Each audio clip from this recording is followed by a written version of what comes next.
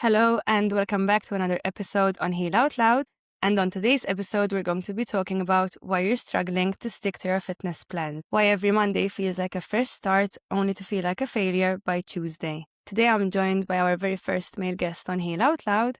And our guest is Zak Farrugia, who is an online fitness coach. And we're going to go deep into why most diet fails and why simplicity is often the missing link. So Zak, welcome to Heal Out Loud. Thank you so much for being here. Hello, Nicole. It's a pleasure to be on the podcast. So thank you very much for that. Can you give us a brief introduction to your work and a bit of background on your fitness journey? Okay, so basically I'm an online fitness coach. Initially, I started as an in-person PT where I used to do in-person sessions in the gym.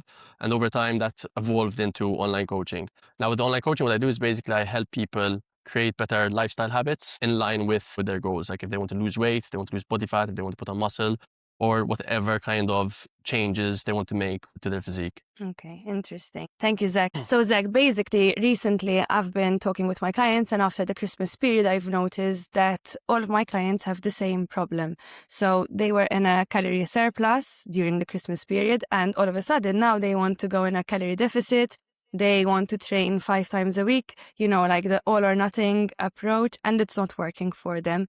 So what would you suggest that my clients and anyone who's listening to do to start easing into training and healthy living again? So I think, first of all, initially, the mindset is wrong where they kind of panicked because they put on weight after the Christmas period. In general, everyone, all my clients, including myself, post-Christmas, you're going to put on a little bit of weight. So first of all, you need to understand that that's extremely normal. There's absolutely nothing wrong with that.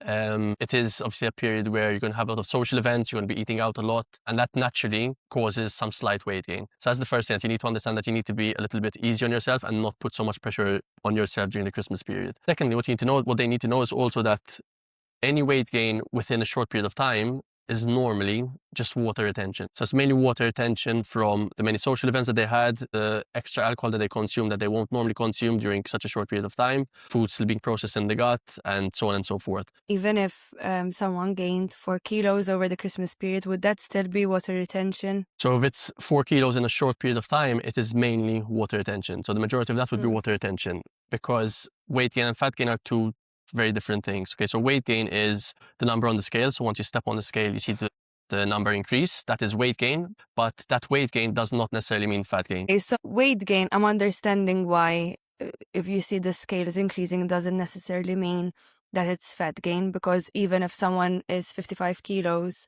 and someone else is 55, they might have more muscle than the other person. So that's making sense. But how do you measure fat gain then? Okay, so very good question. Okay, so imagine I weigh 80 kg and I step on the scale tomorrow and the scale goes up to 82. It doesn't necessarily mean that I put on 2 kilograms of body fat. Actually, it's almost certain that I did not put on 2 kilograms of body fat. That's just basically water fluctuations, which comes about from a lot of different things. Now, fat gain happens over time, okay, over long periods of time. So basically being in a slight caloric surplus over a long period of time. And that's how fat gain comes about. So you're eating slightly above your maintenance calories every day, or the majority of your days for, let's say, 3, 6, 9, 12 months. And that's how fat gain actually occurs. So the daily fluctuations you see in the scales are always water fluctuations. Okay, makes sense. Thank you. So to our listeners, stop going on the weighing scales for now. I suggest that. I don't know if Zak agrees. I'm gonna have to stop you there, to be honest. So actually, you need to weigh yourself every day. And you need to have a better relationship with the scale rather than trying to avoid it. So the way I like to explain the scales is like this. In general, a lot of people try to avoid it, and I can understand it because they have an emotional attachment to the scale, which is totally understandable. But I want you to look at the scales from a different perspective, okay? So you need to see the scales as something which is going to guide you, right? So the same way, if you want to get from, point A to point B, you're going to use, Google Maps. From London to, Manchester. You're going to be using Google Maps to guide you there. The second you go off track, Google Maps is going to notify you and set you up to go in the right direction, get you on a different lane or whatever. And the same with the scales. The scales, you're just going to use it as a guide. So you're going to weigh yourself every day. And if you see that over time, your average is increasing, then that's just a sign that we need to make some changes. Those changes can be through nutrition, through your daily activity and whatnot. There's no reason to panic. You just need to use it as a guide to make the right adjustments and basically steer the steering wheel in the right direction. Okay. But you do agree that to the listeners who gained 4 kilos over the Christmas period, they they can't stop panicking because it's not fat gain, it's mainly water retention. Of course, they need to stay like on track, as you're saying, but they can't Exactly. stop No, panicking, it's no? 100%. They don't need to panic at all. It's very normal, like I said, after the Christmas period for your weight to increase by 1, 2, 3, or even 4 kilos. You just need to use that as a guide again. That means that, okay, during that period, you probably ate a little bit more than usual, and that food is still being processed. You're holding on to some water. And all you need to do is get back to baseline. So get back to what you were doing before the Christmas period. If you were, I don't know, logging your food, following a certain diet, just get back to that. Get back to doing your steps if you were doing them, and eventually the weight will come back down. Those 4 kilos will not be body fat because it, again, the period of time in which it was gained, the Christmas period is what, about 3 weeks long in total? 3 weeks is too short for it to be fat gain. There will be some fat gain, but very minimal, definitely not the 4 kilos. Most of that will be water, and once you get back to your usual routine, the scales will drop back down relatively quickly. Okay, thank you. Zach, something else I really see happening with my clients is that because of this all or nothing approach, because maybe yesterday they ate the whole kitchen. So today they decided that they're going to wake up and they're not going to have breakfast, they're going to skip lunch. And then what happens is they're going to eat the whole kitchen again by 7 p.m. and they're binging on everything.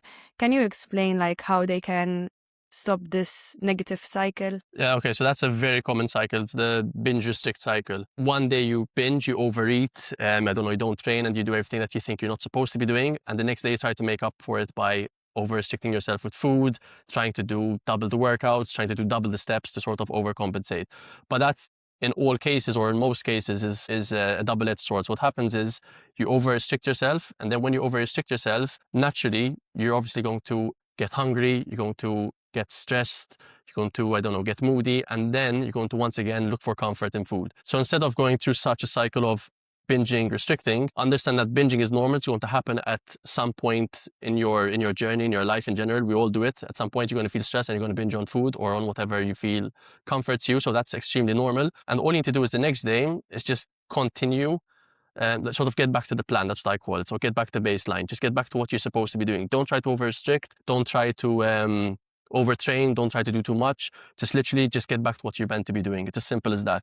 Because over-restricting, once again, is going to put you in that cycle of getting stressed, feeling hungry, and then you're going to need to binge again. So just accept it. It's part of life. It's going to happen. 100% it's going to happen. Like, there's no doubt about it. You just need to understand that it happens to everyone. And the next day, just get back on track and continue what we're meant to be doing. Yes, so interesting. And it's so true. Like when I used to binge, the next day I wouldn't want to eat. And then by 7 p.m. I would be eating lots of rubbish. And nowadays when I binge, I do not shame and blame myself. I say it was just a bad day. I needed some food. And then in the mornings when I'm having breakfast, which is fully loaded with protein, like regulated throughout the whole day, it works much better. That's it. No, you just literally need to get back to the plan. If you normally have breakfast in the morning, just have your breakfast. You don't need to skip it. Okay, because that's a common mistake I see. Like, they try to skip breakfast to make up for the excess calories. But skipping breakfast then is just going to leave you hungry or feeling hungry throughout the rest of the day. And then again, you're going to start that binging cycle where you're going to be snacking throughout the day, having overeating at lunch or overeating at dinner, or snacking on the wrong kinds of foods. So ideally, you just literally get back to the plan. If you usually have your breakfast, have your usual breakfast and change nothing, basically. If they're eating their calories, like their breakfast and their lunch, and they're okay with the calories, like they're fueling the body, because you need fuel, you need energy, they're not going to have this craving to binge in the evening because they're keeping themselves well nourished. Exactly. That's exactly it. You just maintain your hunger levels because you're eating and you're fueling your body properly, and you're not going to end up crashing out or binging in the evening. And also a good thing I think for you to know, or any of your listeners to know, is that a kilo of fat is basically equivalent to 7,700 calories. Now, for you to overeat 7,700 calories is pretty much impossible. I think close to impossible, at least. And that we're saying is over and above your maintenance calories. So let's say for maintenance, most people will be at around the 2,000 calories per day. So you have to eat an extra 7,700 above that maintenance level for you to put on just 1 kilo of body fat. So if the scale went up by 2 kilos, 3 kilos, again, it's impossible to have eaten that much for that to be body fat. Okay, it's simply water retention. And also, Zach, what I see happening with this binge restrict cycle, it's then people like really develop a really negative relationship with food. As a fitness coach, you share a lot of client results and they're doing amazingly well. How do you help them to get back into having a healthy relationship with food? So initially we're talking about like after the Christmas period, if they see the weight increase and they're panicking, or No, just in general? after this binge restrict cycle, a lot of people really feel like when I had this problem, I used to view food as my enemy. And now, Okay.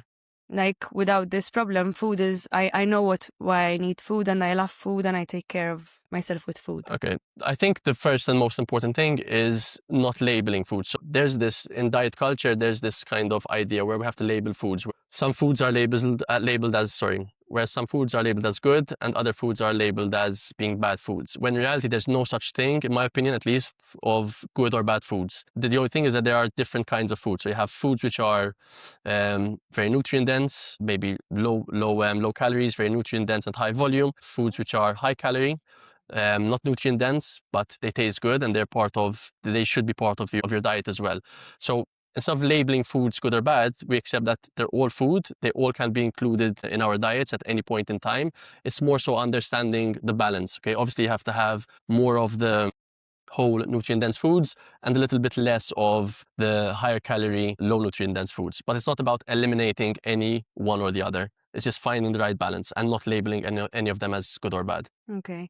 So like having, let's say for breakfast, lunch and dinner, like having protein, complex carbs and healthy fats. Because I want to remove carbs completely from my diet. And that made me really, like, I used to feel with low energy. I mean, in general, just having a good balance. Ultimately, we have 3 macronutrients, which are carbs, protein, and fats. In general, you want to, out of those two, the most important, you could say, are protein and fats. Okay? So protein is important for muscle repair, so building and maintaining muscle, as well as obviously organ tissue and whatnot. Fats is extremely important for managing your hormones or for hormone creation, and it's also an energy source. And then we have carbs, which are pretty much an energy source as well. So out of the three, carbs would be the least important. That's why most people sort of focus on reducing them, because you can't reduce your protein. You need to be getting enough protein in your diet to maintain a good level of muscle tissue. And obviously you need fats as well, because they're important for creating hormones and they're also an energy source. So ultimately, yes, carbs are the main macronutrient that you will reduce, but it's not about completely avoiding them. They're still important. As you said yourself, they help a lot with energy levels. Okay, so they are still a very, very important part of the diet. They should be included and they should definitely not be excluded. Okay, so do you think that adding sweet potatoes as a complex carb to my meal is better than having white pasta, for example? So again, I wouldn't say better, because like I said, there's no such thing as good or bad foods. They're both completely fine. The only benefit that I would see from having sweet potato would be that obviously it's more nutrient dense, there's more nutrients in it. So alongside the carbs, you're having a lot of other nutrients. And then on the other hand, in my opinion at least, I personally don't like sweet potato and I really enjoy pastas. Eating sweet potato is not something I'm going to manage to do long term. So I would rather have a plate of pasta. I'm still getting the same amount of carbs. Yes, I'm not getting the same amount of nutrients, but then I can get my nutrients from other things which I enjoy. Like, I don't know, a glass of orange juice, an apple, a banana throughout the day. So it's not only about being better or worse or having more nutrients or not. You have to look at the diet as a whole. You can't really just focus on one food. Okay, makes if sense. That makes sense. Yes, it does. And I saw your one of your recent reels where you were comparing an ice cream to dates and other stuff. So can people actually keep ice cream in their diet when they're trying to lose fat or weight? Both, yes. So 100%, you can most definitely keep ice cream in your diet, and I would actually recommend that you keep ice cream in your diet, because if you don't, we're going to go back to what happens initially, where you go through that binge-restrict cycle. Okay, when you're restricting yourself from foods you enjoy, at some point, again, you're human, you're going to want to have an ice cream or whatever it is you enjoy. And if you're restricting yourself for long periods of time, you're just going to want to have so much of it that you're going to end up binging. So I actually recommend, like I do this with all my clients, if I see that they're being too restrictive with their diets, I actually suggest that they need to start including, I don't know, a small treat that they enjoy each day, or every other day at least. So yes, you definitely can. You definitely can, and you should. But what happens then? So for example, this really happens to me. So I try to stay away from certain foods, not because of fat loss or weight loss, but just because they're not good for me. And I say, okay, I'm going to have a small cube of dark chocolate today. And all of a sudden I'm down to 5 cubes. Like, how do you stop that? Okay, so initially what you need to do over there is you need to create an environment where it doesn't allow you to binge. So for example, if at home you have, I don't know, a drawer or a fridge full of chocolates or a large chocolate bar or whatnot, ideally you remove that completely. You don't have any of that stored at home. And instead, when you do feel like something, like I said, you can have it and you should have it, but you have to create a barrier where you're going to sort of give yourself enough time to think and make the right decision. So what I do with my clients is I tell them to clear their immediate environment, their office, or wherever they spend a lot of time, make sure there's nothing over there. And then when they feel like something, they just walk down to a shop, they go to the shop, they buy it from there, and then they eat it on the way back home. Like that, at least you're getting some steps in, you're creating a barrier. So in most cases, wouldn't be bothered and you wouldn't even go down to the shop. But like I said, if you do, you would have at least got some steps in. You'd be more aware of the decision you're making.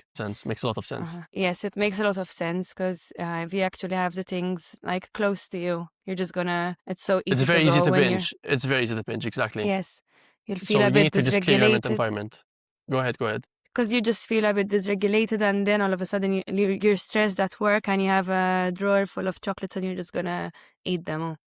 Makes Exactly. sense. That's exactly it. That's exactly it. Like at some point in the day, we're all going to feel stressed, anxious, or whatnot, and we're going to seek comfort. So then if you're going to have something in your immediate environment, you're naturally going to reach out for it just to distract yourself and to make yourself feel comfortable. And then obviously that leads to binging. Whereas like I said, if you don't have anything close to you, you're going to end up going out to the shop to buy the item you're craving. And the walk alone is going to calm you down. It's going to regulate you, as you would say. And the walk alone sometimes is more than enough to sort of calm you down.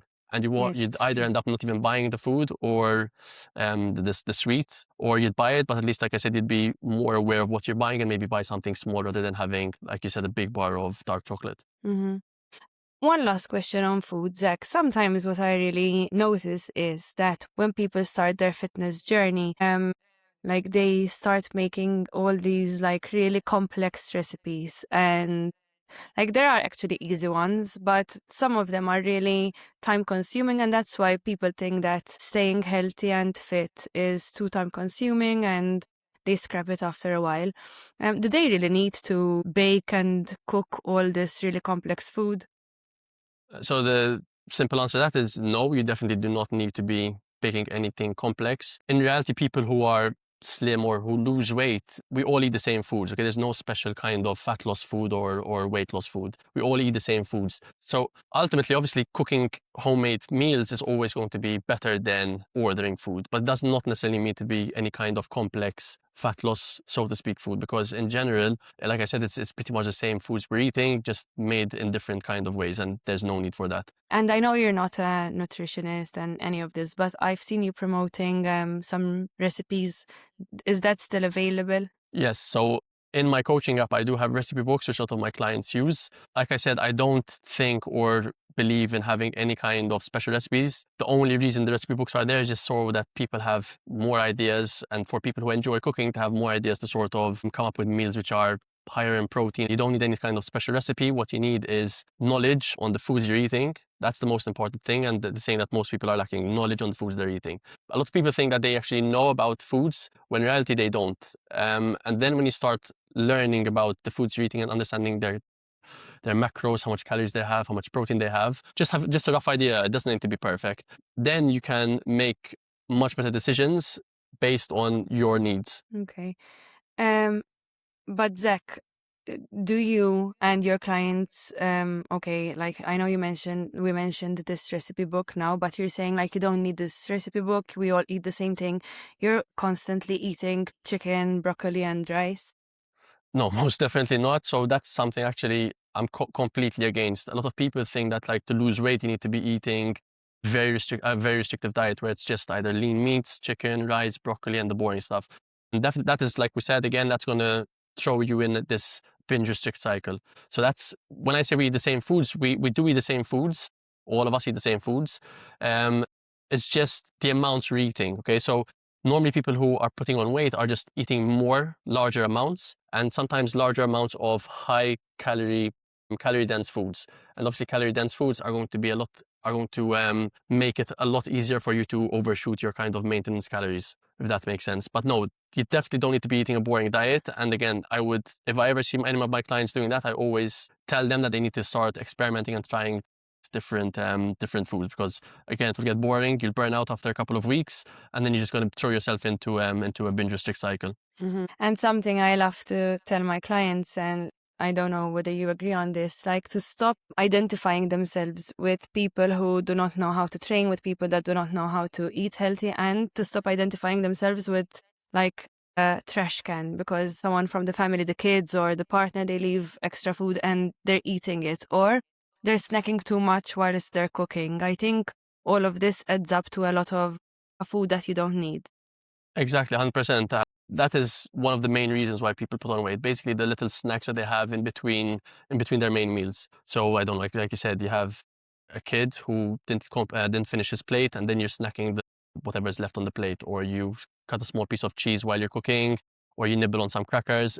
That is mostly where the weight gain comes from, the little bits and pieces that you have throughout the day, which add up without actually you even knowing. And I think, again, the best solution for that is, or the best advice I could give is to make sure that you're getting enough food in your main meals. Okay, so if you're having a satisfying breakfast, you're not going to want to snack throughout the day because you're still full from your breakfast. If you have a satisfying lunch, again, you're going to be full and you're not going to want to be snacking between lunch and dinner or randomly snacking. Or if you have a planned snack, that's another thing. Like, a lot of people get hungry between their lunch and their dinner. And they think, why am I hungry? Is there something wrong with me? It's completely normal. Everyone gets hungry, or most people get hungry between lunch and dinner. It's because there's such a big gap between them. Okay, so if you have lunch at, let's say, 1 p.m. and then you have dinner at 7 or 8 p.m., that's a 7-hour gap. And then within 7 hours, you're bound to get hungry. So what you do there is you plan a snack ahead. You plan something which is going to break that gap. And like that, if you have a planned snack, you're not going to end up wanting to snack and nibble on anything. Because you're going to feel satisfied and full from your lunch. You feel satisfied and full from your pre-planned snack, and then obviously you move over into dinner. So ultimately, that's what comes down to, having a good structure with your meals. Yes, makes a lot of sense. And this is really true. I've been on a journey of trying to heal my endo, and I've been eating a lot of like whole foods and making nice breakfast, like nothing complex as you're saying, maybe porridge or maybe an omelette. But it's true. I no longer binge when I'm eating like Exactly. properly and spaced out. Zach, really one last question on food because I want to go on the training part. So a lot of people think just because they're eating healthy food, like, I don't know, they're eating these protein bars or they can consume because it's, I don't know, blueberries or because it's banana and they're healthy. They think that they can take as much as they want. That still puts you in a calorie surplus if you overeat on healthy food, no? Exactly. So again, it boils down to what I said earlier, where a lot of us need to get better knowledge on the foods we're eating. Okay? Because if you have better knowledge, you're going to understand which foods are, yes, they're healthy in the sense that they're nutrient dense, but if you're trying to lose weight, it's not only nutrients you need to look at. You also need to look at the caloric density of foods. Okay, so like I said, yes, they're healthy, they're nutrient dense, but you also need to be aware of how calorie dense they are. Because if you want to lose weight, ultimately you need to be in a calorie deficit. And by eating these so-called healthy foods, which are high calorie, yes, they're healthy, but you're still going to be, it's highly likely they're going to push you over your deficit or even your maintenance. So, and then you won't be able to lose weight, you'll struggle a lot. So yes, you need to be able, like I said, it all boils down to having some kind of basic knowledge. We think we have the basic knowledge because most people can identify between unhealthy and healthy, unhealthy and unhealthy. Like I said, I don't like to label them.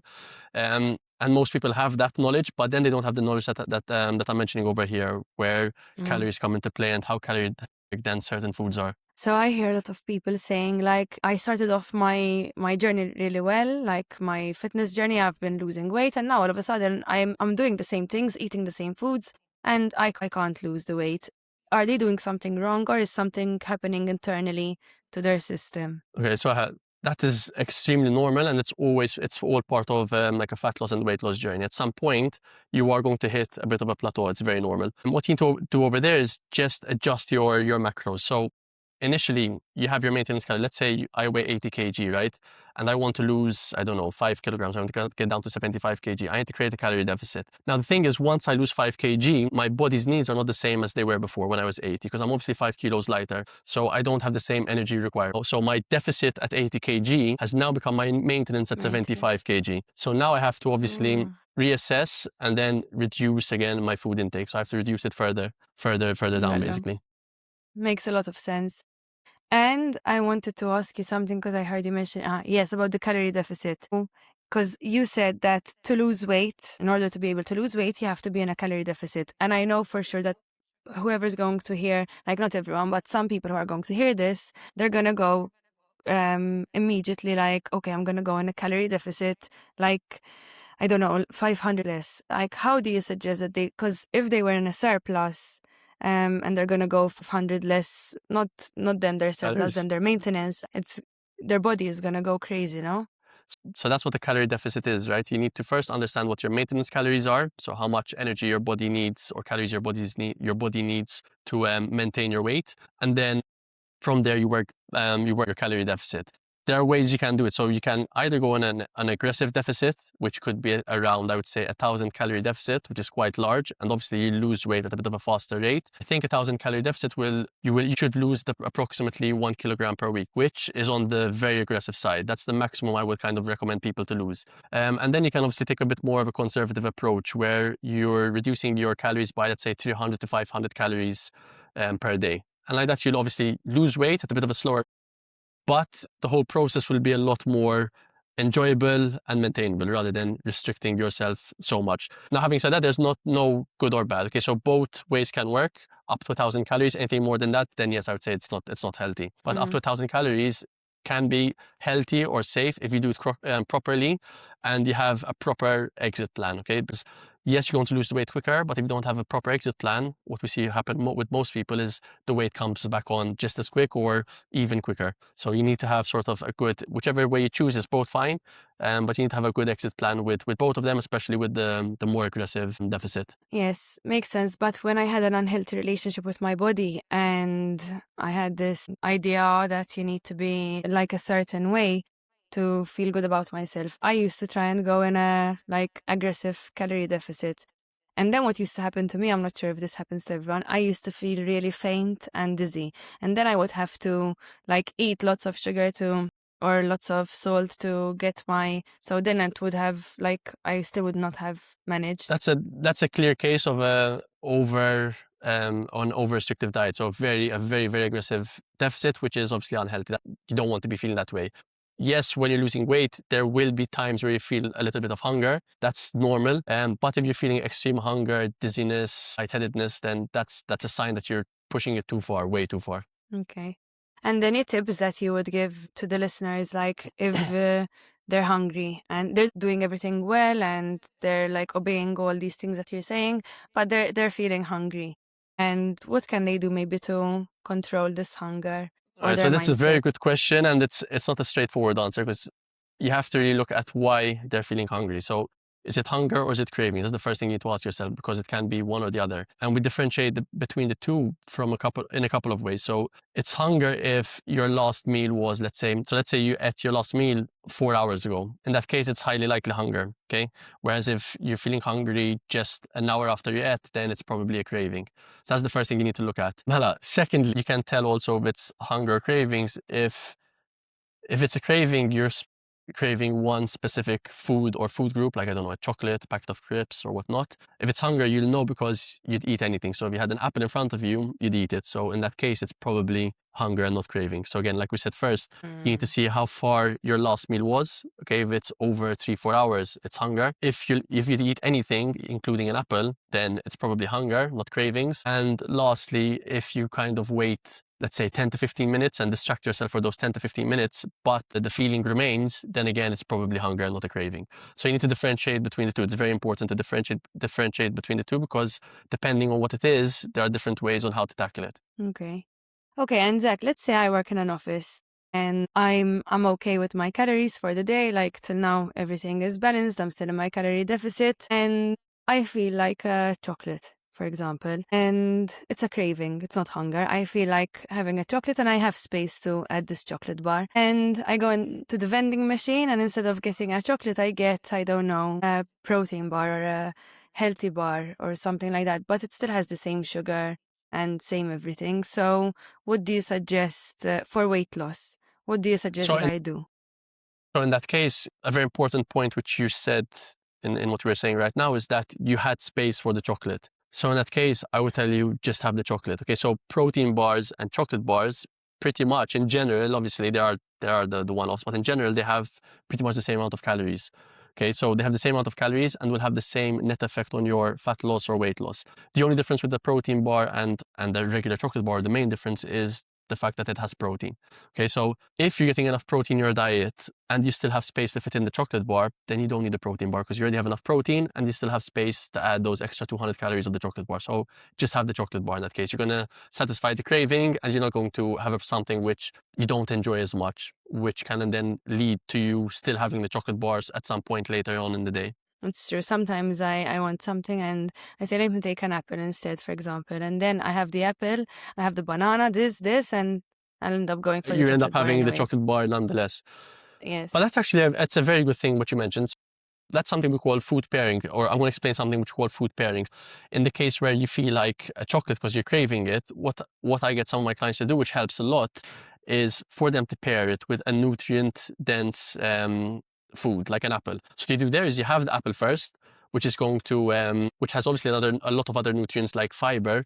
You're going to have the apple, which is going to slow down the digestion of the chocolate, and you're not going to have that kind of crash, that sugar spike and crash, which then can lead to other cravings, if that makes sense. So you pair it with an apple, and you avoid the spike crash, and you avoid then binging on more chocolate later on in the day. I think in general, when it comes to food, the best thing you can do is, I get all my clients to log their food. I know some people are put off by it because obviously they see it as being time consuming. You need to understand that it's kind of a tool that you're going to use for a short period of time.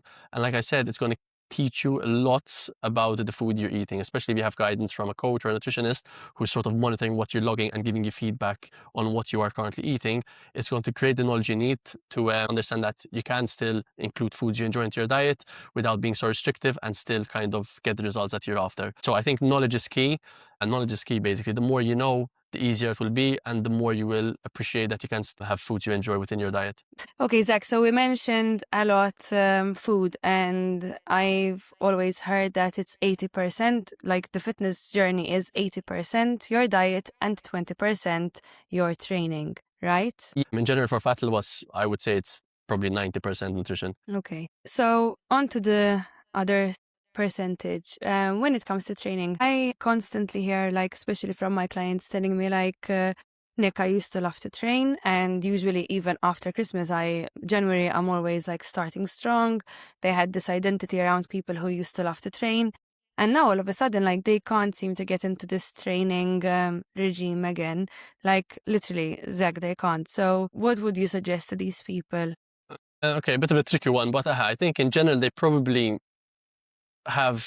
expect themselves to be the same level of strong or whatever kind of training they were doing before when they get back into training. And when they do get back into training with that expectation, and they realize that obviously they kind of are not as strong as they were before, not as fit as they were before, it puts them off, thinking that to get back to where they were, they're going to have to go through a lot of work. So that alone, that mindset alone, is going to make it a lot harder for them to kind of get started, and more than get started, to keep it up. So the first thing they need to do is kind of understand that they're starting, I wouldn't say from scratch, because you're not starting from scratch, but you need to understand that you're not where you were 3, 6, 7 months ago. So you need to understand that you're going to have to take a step back and start a little bit slower than usual. Like that, at least you're managing your expectations. So you're not going in with the expectation that you're extremely strong, extremely fit as you were before. That's the first thing. And again, also to start a bit slow. So if before they were doing 5 sessions a week, just because they were doing it before doesn't necessarily mean that they need to continue doing that now. They can start with less. They can start with 1. They can start with 2 sessions. It doesn't matter how much you're doing, as long as you sort of start it again. Eventually, if your life allows it, you can increase it to 4 or 5 sessions as you were doing before. But there's no shame or nothing wrong with taking a bit of a step back and starting a bit slower than what you used to do before. Okay. And if I'm someone that, so let's forget about these that are having an issue, like someone who never trained, wants to start training, but they don't imagine themselves going 5 times a week to the gym, so they feel disheartened by even starting. What would you suggest, like the minimum training sessions per week that would still benefit their body quite a lot? Well, again, it really depends on the person. So as you said, it's someone who's never trained before. So initially, if they're completely they're completely scared of going to the gym, you can even start without going to the gym. So you don't do any kind of training. You start by monitoring their nutrition and give them, for example, a daily walk, just a 1-hour walk. Like that, they're sort of feeding into the identity of, I actually can become more health conscious or more of a fitness person, because they now started doing the walk. So they're feeling better with the walks. They're feeling better that they're controlling their nutrition. And then once they get past that stage, they'll probably, or highly likely, feel more comfortable to sort of take the next step and go to the gym. So you start off with 1 session, okay, with 1 session, just to sort of get comfortable in the gym environment and to start creating the healthy habit. And again, in the gym, you don't necessarily need to start with lifting weights. You can start with just going on the treadmill, just so that you're in that environment and getting comfortable with your surroundings. Because ultimately, it's not even the gym, but for any human or any person to go into a new environment, it's always a bit intimidating. Like for me, people consider me a very sporty person who loves the gym and whatnot, but it wasn't always that way. The first time I walked into a gym, I used to go to boxing before, and I was comfortable in a boxing gym, but I was not comfortable in a gym environment because I didn't know how to lift weights. I had no clue. So even someone who people perceive as being a gym person felt uncomfortable the first time he walked into a gym. So it's not about the gym, it's just about being in an environment you're not used to. So you start off, like I said, with monitoring your nutrition. If you're very, very scared of going to the gym, start off by monitoring your nutrition, getting your daily walks, and then eventually start doing your walks maybe in the gym on a treadmill, just so that you get familiar with the environment. And then from there, you move into strength training and lifting some weights, obviously slowly with 1 session a week. Then you build up to 2, 3, 4, and as many as obviously you would want to do. But again, there's no good or bad. It's starting where you are at. It's pointless looking at where others are at and trying to emulate what they're doing, because it's impossible. Like I said, with me, initially, I started with 3 sessions a week in the gym, and I used to miss one of my sessions. I used to only go 2 times a week. Again, coming from someone who is perceived as being very sporty and into the gym. So you need to start where you're at and build slowly from there. Don't expect to be doing what others are doing. Yes, comparison is the thief of joy. Compare yourself to you. Exactly. To Compare yourself to what you were yesterday and just try to be 1%, Exactly. 1% better the next day. That's all it's about. Very true. There was a period where I stopped going to the gym and I wanted to start going to the gym again. And I was just getting super overwhelmed. Like my algorithm on Instagram was showing me a lot of fitness and training.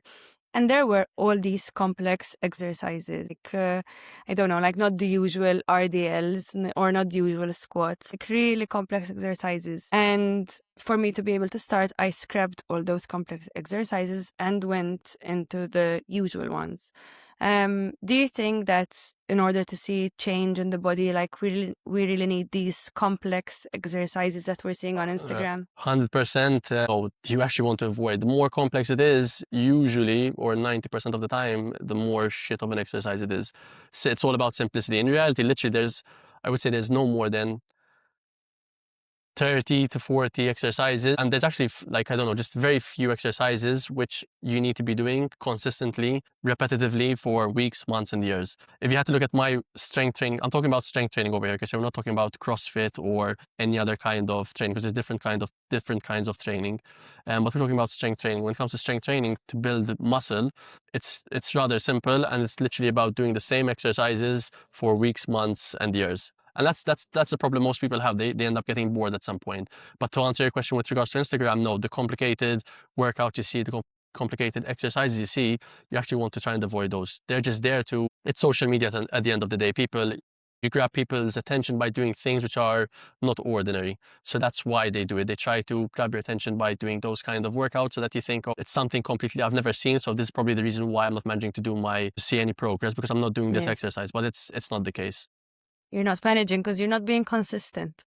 That's pretty much it. Exactly. You have to be consistent in doing the very boring stuff, unfortunately. Yes, but it's really true. Like, I was really overwhelmed. I was like trying to find these programs and like not trying to find programs. I was like grabbing all these complex exercises, and I'll say today I'm definitely going to the gym, and I just couldn't go because I didn't even know how to do these exercises. I felt stupid trying them out. So then I said, listen, I'm gonna stick to the basics, and as soon as I did that, I go to the gym really easily now. And what you mentioned about boring, I think it's true. Sometimes I do get bored. You are going to get bored. We get bored of everything, our jobs, when you do things repetitively, that the food you eat, it gets a bit boring at some point. You just have to kind of, as shit as it sounds, you kind of have to just push through that period a little bit and just show up. What I do when I'm not motivated, not feeling exactly excited to go to the gym, it's like a day where I'm dreading it or I'm bored of doing the same things. I either just switch it up and go for a run instead and then do my gym session the next day. Or else if it's like a longer phase of boredom, I just take a step back. I go to the gym anyway, I do the exercises anyway, but I don't put pressure on myself to kind of push hard in the sessions. So like that, I don't stress myself out and make the session worse, because when you're pushing, obviously it makes it challenging. And if it's something you're not enjoying because you're a bit bored, you're going to try and shy away from that. So I just go with the mindset where I'm just going to go, show up, enjoy the session, maybe change a couple of exercises, but still sticking to the main ones, and yeah, not pushing myself too hard. Just go, maybe have a chat with some of the people that I know over there and make it more of a social thing rather than pushing too hard. And then eventually the energy comes back, the motivation comes back, and I get back to a phase where I'm motivated to start pushing and I'm not that bored. Also, I really feel that what really helped me, and I'm not sure whether you agree with this or not, is the reason behind my why when it comes to strength training. In the past, it used to be because I wanted to look like these people on Instagram. And that never helped me stay motivated because I didn't care. I'd say, fuck it, I'd eat the chocolate, I would miss the gym. Now I realize like the real benefits of strength training. Like I feel my back is hurting less. I feel my posture is better. Like everything changed in my body since I started being consistent. So yeah, no, the why is extremely important. It's going to be different for everyone. I actually spent some time recently trying to look and understand my why, because I'm someone, I mean, you know me, you've known me for quite a while. I'm someone who's kept up a training routine for a very long time, and people don't manage that. And I started to figure out what it was. And I started realizing that there were phases in my life where my why hasn't been the same throughout. It has changed over the years. And there were phases like throughout, my why basically changed throughout different phases of my life. And that's going to change for everyone. It's not always going to be the same why. So your why to my why is going to be different. And it might change over time as well. But the important thing is that you always sort of find a reason as to why you want to, why you're training. Because it's going to make it a lot easier for you to show up, as you said yourself. but wanting to look like the Instagram models is also the reason why. Like it could be a reason why for someone. There's nothing wrong with that. So initially, that was my why when I started when I was 20 years old, or a bit younger, 19, 18. I wanted to look good. You know, I was a very skinny boy, and I wanted to obviously look a bit more jacked to obviously be able to, I don't know, get some girls and whatnot. It's a normal thing. It's a normal part of life, right? So I don't think there's anything wrong with wanting to look better. Yes, you don't want to look better by comparing yourself or trying to achieve someone else's look, but you just want to compare yourself to your previous you and aim to, I don't know, put on more muscle in my case, or get a bit of a bigger chest or broader shoulders. Wording it like this makes sense, because like if you just want more muscle because you want to feel good about yourself, yes. But I feel when it's like comparing to what you're seeing, I don't know, that reason why for me was never strong enough. Like I'd start off really well 100%. because yes, I'm motivated, but then I just said, I don't care. Exactly, because it's something you're trying to achieve. achieve. Exactly. In that way, you're trying to achieve something which you're never going to achieve, because you're never going to be that person. So even if you build your body in the best way possible, it will look nothing like the person that you're trying to resemble or look like. So the problem there is that you're comparing yourself to someone else, and you shouldn't. So I think there's nothing wrong with trying to look better. We all do it. That's why we buy clothes. That's why we cut our hair. That's why we shower and make sure we have proper hygiene, because you want to feel good about yourself, and looking good is part of feeling good, in my opinion. Yes, very true. So I don't think there's anything wrong with that. It could be a very strong reason why, and I think if that is your why, then 100% use it to motivate you to go to the gym. Interesting. Very true. I think when you're just sticking to a routine and you know that you're feeding yourself, like for me, for example, when I overeat, I feel disgusting. Like I feel you don't even have the energy to move. And when I'm moving my body and I'm eating nutritious food and I don't know, I'm taking care of myself, it's true, you feel good about yourself. So you get started with training and eating well because of your why and because you want to reach certain goals, but then you end up feeling better throughout the process of it all. And that's how it becomes something which you can stick to long term, because you start appreciating the feeling, the general feeling of just feeling better about yourself in general when you're eating well and training. So it makes it and then a lot easier for you to maintain. That's why I said your why can change eventually. Eventually, it might not be now to look better, but you want to keep feeling good about yourself, and that can become your new why eventually. Something I really tell my clients and also to myself is that to stop identifying, to stop saying, I'm not someone that likes training, I'm always eating junk, or I'm a chocolate addict, because the more you say that you're these things, the more of that you're going to attract. Like your subconscious brain is going to want more of the chocolate, the not training. Exactly. Like I said earlier as well, people will look at me, and most people look at me as a gym goer, someone who's been doing this all his life. But initially, I used to miss sessions just like most of my clients do when they first start out. So don't look at me, don't look at people like me now where we're more consistent because we've been doing it for such a long time. We started just like you. We were not gym goers. You're not born in the gym, right? It's something which you develop over time. So if you're going to identify yourself as someone who doesn't go to the gym, it's going to make yourself a lot harder for you to go to the gym. And like you said yourself, same with food. If, what did you say? Remind me when it comes to food. Like that I'm always eating chocolate, I'm always eating junk, for example. Exactly. You're kind of confirming this belief in your head that as that confirmation bias, you're confirming this belief, and you're going to keep on confirming it by sort of living by it and eating the foods that you want to kind of eat less of, not avoid, because you never avoid food. Yes. You said that when people think of you or look at you, they see you as a gym goer. And I think of you as a gym goer, and sleep is also something that goes a lot with Zak. So the third point is sleep. Why is this? Is it important? Can you sleep 5 hours or do you really need 8? How is sleep beneficial in your fitness journey, eating healthy? Like, tell us a bit about sleep. So I don't think sleep is important. I pretty much think that sleep is nearly everything. Okay, so the way I look at it is, let's look at it from a training perspective, right? Well, actually, forget about training. Just think of one thing you really enjoy doing, whatever it is. Like in my case, I don't know, it would be, let's say, a boat day with my friends, right? I'm coming to that. So let's say in my case, it would be like a boat day with my friends, whatever. If I'm tired, if I'm running on 3 hours of sleep, no matter how much I enjoy the boat day, I am going to be in the worst moods and I'm not going to be enjoying it because I'm lacking sleep. And the same applies to training. If you're on 3 hours of sleep and a full day of work, then you're obviously going to enjoy the session. You're going to be moody throughout the day, and it's going to make everything a lot harder. The first thing you need to get in order is your sleep before anything else. If you don't have a good sleep routine, I wouldn't even look into getting started with training or trying to monitor your nutrition, because you're just gonna struggle throughout the whole process of it all. So that's the first thing: get a good sleep routine going, and then once you have that sort of sorted, then you can start looking into sorting out a training routine and nutrition as well. And even with nutrition, so when we don't get enough sleep, our body creates more of this enzyme called ghrelin, which is basically the hunger enzyme. And naturally, you're going to feel hungry when you're lacking sleep, because of your body creating more of this enzyme ghrelin, basically. Yes, and I think you need more food. Sleep is the number one thing, basically. Yes, I think you need more food for more energy. Also, like if you sleep less, you're gonna have less energetic levels. So food gives us energy.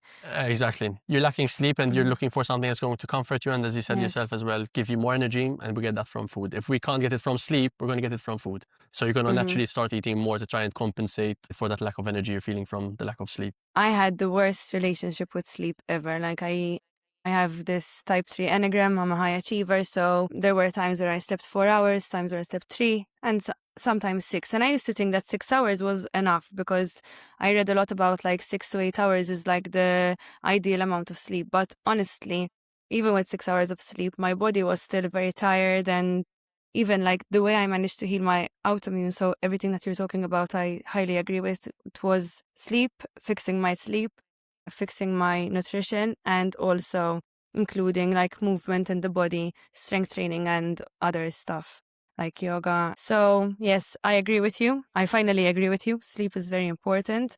Veru.